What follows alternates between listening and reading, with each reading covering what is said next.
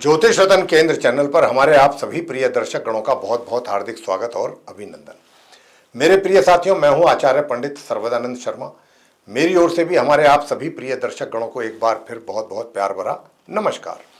तो साथियों, आज की चर्चा का विषय है मासिक राशिफल या कहें कि मंथली राशिफल, जो कि अगस्त 2025 का है। और इस अगस्त 2025 के मंथली राशिफल के माध्यम से हम ये जानने की कोशिश करेंगे कि जो आप हमारे मिथुन लगन राशि के जातक हैं, जिनका कि जेमिनी असेंडेंट बनता है, उनके लिए ये महा अगस्त 2025 किस प्रकार के रिजल्ट्स लेकर आ रहा है, कैसा रहने वाला है आप मिथुन लगन राशि के जातकों का ये अगस्त 2025 का महीना। और जब हम बात करते हैं आपसे राशिफल की, मंथली या एनुअल, वार्षिक या मासिक, तो हम मुख्य तौर पे इन पॉइंट्स पे डिस्कशन आपके साथ करते हैं, जिसमें कि सबसे पहला तो पॉइंट होता है आपके प्रोफेशन को लेकर के, आपके करियर को लेकर, आपके वर्क प्लेस को लेकर हालात कैसे रहने वाले हैं इस महीने, आपके जॉब के या व्यापार के, जो भी आप करते हैं, जो भी आप जीविका चलाते हैं जिस माध्यम से भी, उसके विषय में। फिर बात करते हैं नंबर 2 इनकम को लेके कि लाभ कैसा रहेगा, धन का इनकम कैसी रहेगी, सुख सुविधाओं का कितना लाभ ले पाएंगे या नहीं ले पाएंगे। इसके अतिरिक्त, सुख सुविधाओं के अतिरिक्त, अगर आप कहीं प्रेम संबंधों में हैं तो प्रेम संबंध आपके कैसे रहेंगे, कितनी सफलता आपको मिलेगी, कितना ये रिलेशन आपका मजबूत होगा, कितना एंजॉय करेंगे, या अभी सिर्फ समय ही पास होगा। इसके बाद बात करेंगे वैवाहिक संबंधों की, जो विवाहित हैं उनके। और इसके बाद होगी बात पारिवारिक संबंधों को लेके कि पारिवारिक संबंध कैसे रहेंगे इस माह। और उसके बाद बात करेंगे शिक्षा को लेके। शिक्षा के बाद बात करेंगे संतान को लेके, संतान की ओर से माता पिता को किस प्रकार के परिणाम प्राप्त होने की संभावना रहेगी इस माह अगस्त 2025 में। और अंत में बात करेंगे आपके स्वास्थ्य को लेके, हेल्थ को लेके। हेल्थ को लेके तो कोई इशू नहीं होगा, इसके विषय में भी बात। तो साथियों, ये जो भी परिणाम हैं ग्रहों के आधार पर ही मिलते हैं। ये सब कुछ निर्भर करता है ग्रहों की स्थिति पे कि भाई हम बात कर रहे हैं जैसे कि आपके साथ अगस्त 2025 के मासिक राशिफल के विषय में। तो इस अगस्त 2025 में ग्रहों की स्थिति गोचर में कैसी रहेगी, और हम ग्रहों की स्थिति से भी आपको अवगत जरूर कराते हैं संक्षेप में, बहुत ही संक्षेप में। वो इसलिए कराते हैं कि ताकि हमारे सभी जो आप जातक हैं उनको ये पता लग जाए, जो हमारे मित्रगण हैं, कि आखिरकार आप मिथुन लगन राशि के जो भी जातक हैं उनके जीवन में जो 9 के 9 ग्रह हैं, कौन सा उसमें से ग्रह आपके लिए फेवरेबल है, कौन सा फेवरेबल नहीं है, कौन सा आपको शुभ परिणाम देने के लिए बैठा है, कौन सा अशुभ। तो कम से कम जो अशुभ परिणाम देने के लिए ग्रह बैठा है उसी से संबंधित तो उपाय हम अंत में आपको देते हैं, ताकि उसके अशुभ परिणामों में कमी आ सके, वो ग्रह शांत हो सके। तो जब आपको ये पता होगा कि कौन सा ग्रह अशुभ परिणाम देने की स्थिति में है, तो आप फिर जो हम उपाय आपको देंगे वो आप पूरी शिद्दत के साथ करेंगे, श्रद्धा भाव से करेंगे, निष्ठा के साथ करेंगे। और जब निष्ठा श्रद्धा भाव के साथ उपाय किए जाएंगे, निश्चित रूप से उसके शुभ परिणाम प्राप्त होंगे आपको। यही हमारा ध्येय है। इसके पीछे जो उद्देश्य है ग्रहों की स्थिति से अवगत कराने का, वो यही है मुख्य उद्देश्य। तो आइए सबसे पहले आप मिथुन लगन राशि के जातकों को ग्रहों की स्थिति से अवगत करा देते हैं। तो ठीक हमारे पीछे चार्ट डिस्प्ले हो रहा है स्क्रीन पे। उस चार्ट में हमने ग्रहों की स्थिति को बहुत स्पष्ट रूप से दर्शाया है, कौन सा ग्रह किस राशि में, किस ग्रह के साथ, किस भाव में, किस हाउस में बैठा हुआ है, कब वो अपना राशि परिवर्तन करेगा या नहीं करेगा, ये सारी जानकारी बहुत संक्षेप में आपको देने वाले हैं। तो आइए सबसे पहले चर्चा को आगे बढ़ाते हुए बात करते हैं जहां 4 नंबर लिखा है। जहां 4 नंबर लिखा है ये कर्क राशि है, चंद्रमा की राशि कहलाती है, और सेकंड हाउस है, द्वितीय भाव। यहां पर आप देख रहे हैं सूर्य और बुध एक साथ बैठे हैं। सूर्य यहां पर माह के आरंभ से ही बैठे हैं, अगस्त के 1 अगस्त से ही, और ये बैठे रहेंगे 16 अगस्त तक यहां पर बुध के साथ।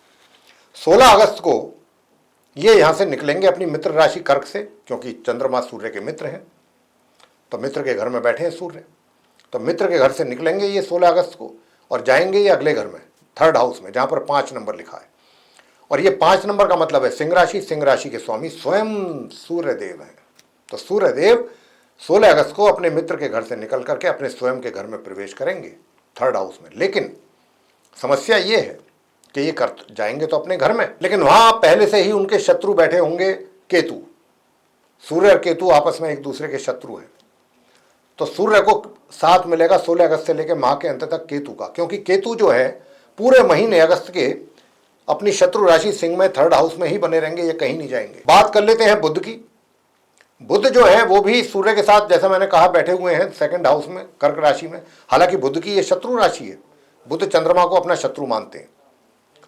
और बुध की स्थिति, पहली बात तो ये कमजोर हो गई कि शत्रु के घर में है, दूसरा वो खुद भी वक्री स्थिति में उल्टी चाल चल रहे हैं और अस्त भी हैं माह के आरंभ से ही।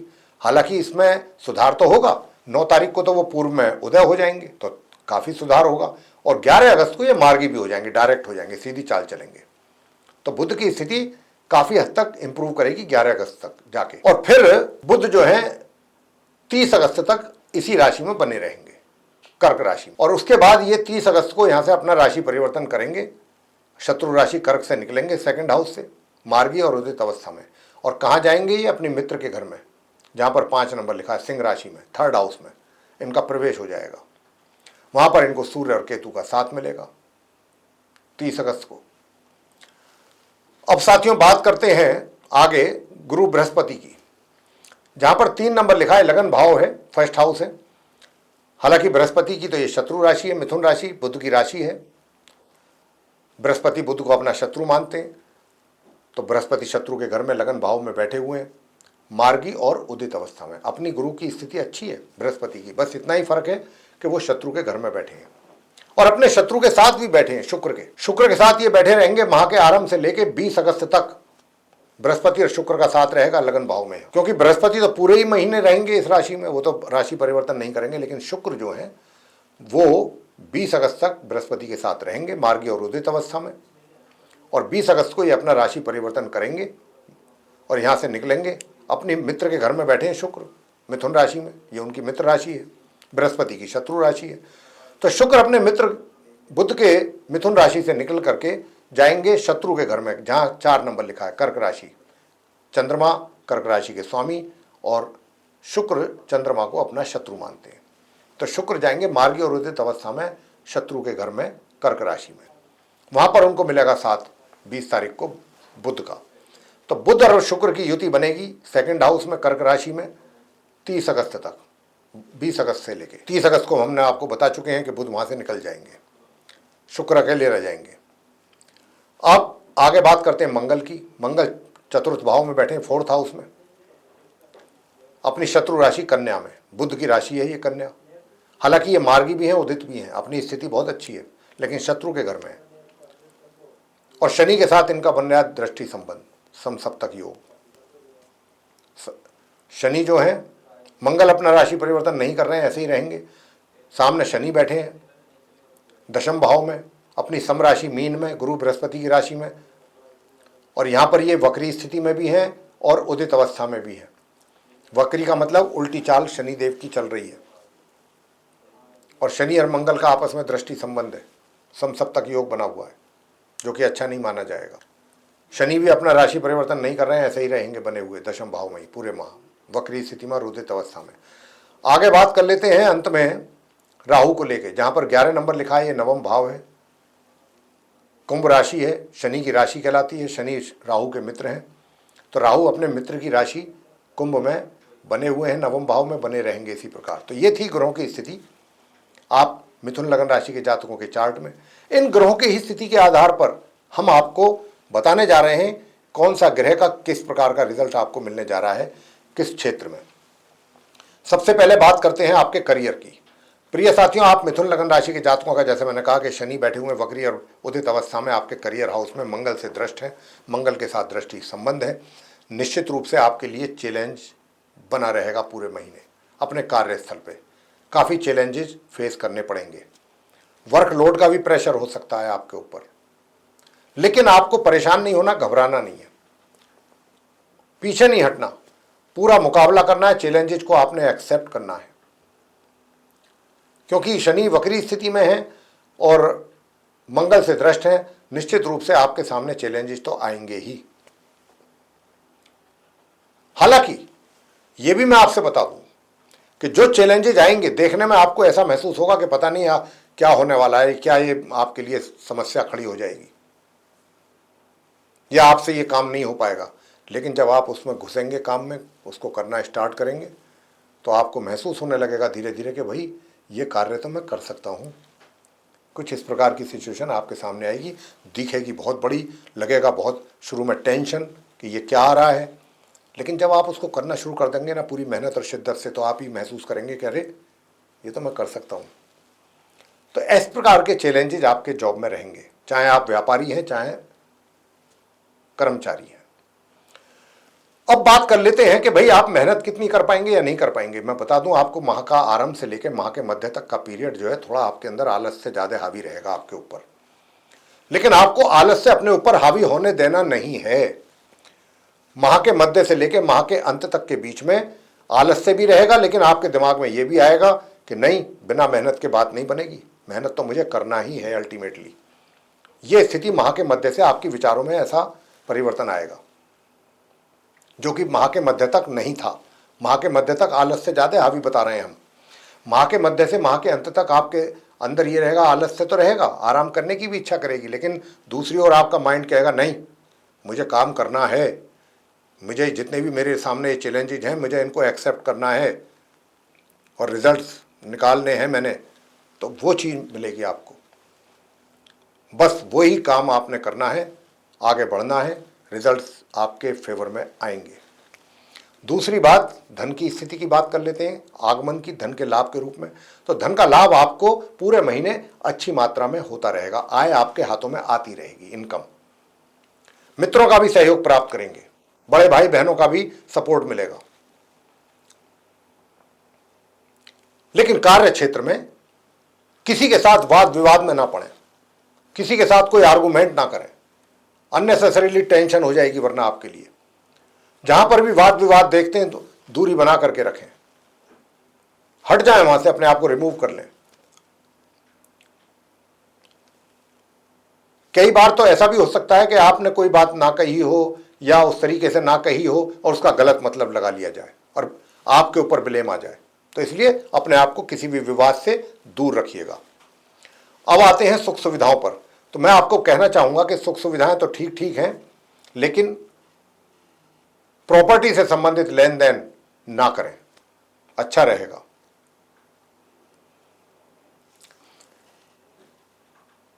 छोटी दूरी की यात्राएं जो हैं, माह के मध्य तक तो थोड़ा सा परेशानी हो सकती है उनमें, लेकिन उसके बाद यात्राएं ठीक रहेंगी। थोड़ी बहुत परेशानी जरूर रहेगी, अंत तक होता रिजल्ट फेवर में जाएंगे। और माह के मध्य से आपके छोटे भाई बहन भी कुछ ना कुछ आपको सहयोग और सपोर्ट देंगे। अब बात कर लेते हैं कि भाई धन के आगमन की तो बात कर ली, धन का संचय या अपना पैसा कहीं इन्वेस्ट करेंगे तो उसका कितना लाभ मिलेगा।